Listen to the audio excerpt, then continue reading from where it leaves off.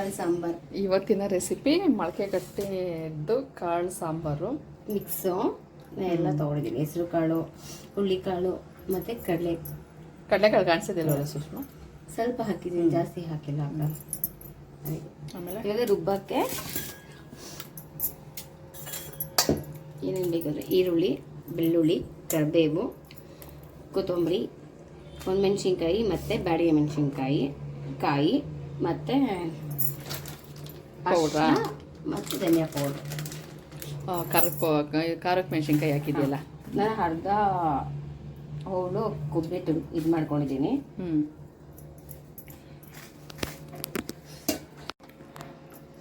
ಮತ್ತು ಒಂದು ಈರುಳ್ಳಿ ಅದಕ್ಕೆನಾ? ಇದೇನು ಎಣ್ಣೆಲಿ ಹುರ್ಕೊಳ್ಳೋ ಅವಶ್ಯಕತೆ ಇಲ್ವಾ? ಏನೂ ಇಲ್ಲ, ಎಲ್ಲ ಹಸಿ ಹಸಿದೆ. ನಾನು ಬೆಳ್ಳುಳ್ಳಿ ಸ್ವಲ್ಪ ಕಡಿಮೆ ಹಾಕ್ತೀನಿ ಅಂತ ಒಂದು 7-8 ತೊಗೊಂಡಿದ್ದೀನಿ. ಕರಿಬೇವು ಸ್ವಲ್ಪ, ಕೊತ್ತಂಬರಿ ಸ್ವಲ್ಪ, ಅಂದರೆ ನಾನು ಎಷ್ಟು ತೊಗೊಂಡಿದ್ದೀನೋ ಅಷ್ಟಕ್ಕೆ. ಅದಕ್ಕೆ ಒಣಮೆಣ್ಸಿನ್ಕಾಯಿ ಮತ್ತು ಬ್ಯಾಡಿಗೆ, ಒಂದು ಚೂರು ನಾನು ಅರಿಶಿನ ಹಾಕ್ತೀನಿ, ಇಷ್ಟೇ. ಒಂದೆರಡು ಚಿಟಿಕೆ. ಇದು ಒಂದು 2 ಸ್ಪೂನ್ ಸಾಕು ಧನಿಯಾ ಪೌಡರ್.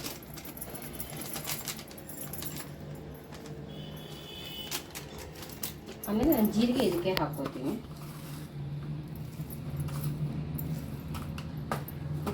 ಚಕ್ಕೆ ಲವಂಗ ಎಲ್ಲ ಹಾಕಲ್ವಾ ಸುಷ್ಮಾ? ನಾನು ಏನು ಹಾಕಲ್ಲ. ಏನಕ್ಕೂ ಹಾಕಲ್ವಾ? ಮಸಾಲೆ ಸಾರು ಅಂದ್ರೆ ಇದೇನಾ ನಿಮ್ಮ ಕಡೆ? ನಾನು ವಾರ್ಗಿತಿ ಹೇಳಿ. ಇವಾಗ ಇದನ್ನ ಗ್ಯಾಸ್ಟ್ರಿಕ್ ರುಬ್ಬೋಣ. ನೈಸಾಗಿ ರುಬ್ಬೇಕಾ? ತರ್ತೀರಿ ರುಬ್ಬೇಕಾ? ನೈಸಾಗಿ, ಫುಲ್ ನೈಸಾಗಿ ರುಬ್ಬೋಣ.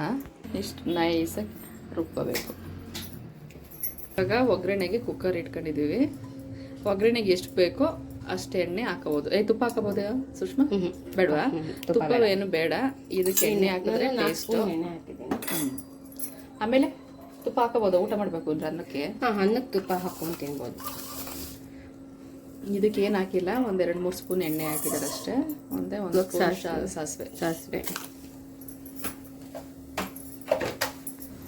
ಸಾಸಿವೆ ಸಿಡಿದ ಮೇಲೆ ಕರಿಬೇವಿನ ಸೊಪ್ಪು, ಅದಕ್ಕೆ ಇವಾಗ ಈರುಳ್ಳಿ, 1 ಗೆಡ್ಡೆ ಈರುಳ್ಳಿ ಚೆನ್ನಾಗಿ ಕಟ್ ಮಾಡಿ ಇಟ್ಕೊಂಡಿದ್ದೀವಿ. ಅದನ್ನು ಒಗ್ಗರಣೆಗೆ ಹಾಕಿದ್ದೀವಿ. ಅದು ಎಣ್ಣೆಲಿ ಚೆನ್ನಾಗಿ ಫ್ರೈ ಆಗಬೇಕು.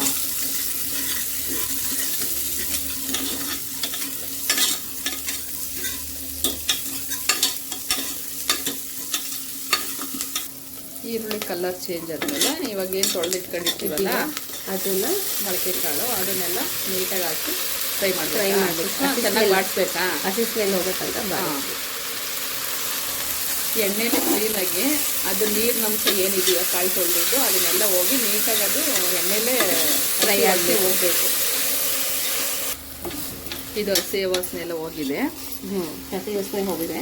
ಅದಕ್ಕೆ ನಾನು ಮಸಾಲೆ ರುಬ್ಕೊಂಡಿದ್ರಲ್ಲ ಮಸಾಲೆ ಹಾಕ್ತೀನಿ. ಅದನ್ನ ಹಾಕಿ ಇವಾಗಲೇ ನೀರನ್ನ ಎಷ್ಟು ಕ್ವಾಂಟಿಟಿ ಬೇಕೋ ಅಷ್ಟು ಕ್ವಾಂಟಿಟಿ ಹಾಕೊಳ್ಳೋದು ಸುಷ್ಮಾ. ಹಾಕ್ಬಿಟ್ಟು ಕೂಗ್ಸೋದು. ನಾನು 3 ವಿಜಿಲ್ ಕೂಗಿಸ್ತೀನಿ. ಮುದ್ದೆಗೆ, ಅನ್ನಕ್ಕೆ ಚೆನ್ನಾಗಿರುತ್ತೆ. ಸ್ವಲ್ಪ ಗಟ್ಟಿ ಮಾಡ್ಕೊಂಡ್ರೆ ಚಪಾತಿಗೆ ಆಗುತ್ತಲ್ಲ. ಚಪಾತಿಗೂ ಮತ್ತೆ ಪೂರಿ, ದೋಸೆ ಬಟ್ ನಮಗೆ ಇರುತ್ತೆ ನೋಡಿ. ಆಮೇಲೆ ಎಲ್ಗೂ ಬೇರೆ ಹೆಂಗ್ ತಿಂತಾರೋ ಗೊತ್ತಿಲ್ಲ. ಇಲ್ಲಲ್ಲೇ ಚೆನ್ನಾಗಿರುತ್ತಮ್ಮೆ. ನನಗೆ ಉಪ್ಪಿಟ್ಟಿಗೆ ಇದನ್ನು ಹಾಕೊಂಡು ತಿನ್ನಕ್ಕೆ ಇಷ್ಟ. ಗಟ್ಟಿ ಅಂದ್ರೆ ಇದು ಸಾರ್ನ ಏನ್ ಟೇಸ್ಟ್ ಇರುತ್ತೆ ಗೊತ್ತಾ? ಹೊಸದು ಟಿಪ್ಸ್ ಹೇಳ್ಬಿಟ್ಟವ್ರೆ ನಮ್ಮ ಸುಷ್ಮಾ ಮೇಡಮ್ ಅವರು. ಇಲ್ಲ, ಸಾರ್ನ ಉಪ್ಪಿಟ್ಟಿಗೆ ಕಾಂಬಿನೇಷನ್ ಅಂತೆ. ಒಂದ್ಸಲ ಟ್ರೈ ಮಾಡಿ ನೋಡೋಣ. ಇಲ್ಲ, ಚೆನ್ನಾಗಿತ್ತು ಕಮೆಂಟ್ ಹಾಕಿ. ಸುಷ್ಮಾಗೆ ಕಮೆಂಟ್ ಹಾಕಿ ಹೆಂಗಿರುತ್ತೆ ಅಂತ. ನನಗಿಷ್ಟ ಅಂದ್ರೆ ಅದು ಗಟ್ಟಿ ಹಾಕಿ. ಇಲ್ಲ ಸುಷ್ಮಾ, ಇದು ದೋಸೆಗೆ, ಇಡ್ಲಿಗೆ ಎಲ್ಲದಕ್ಕೂ ಚೆನ್ನಾಗಿರುತ್ತೆ.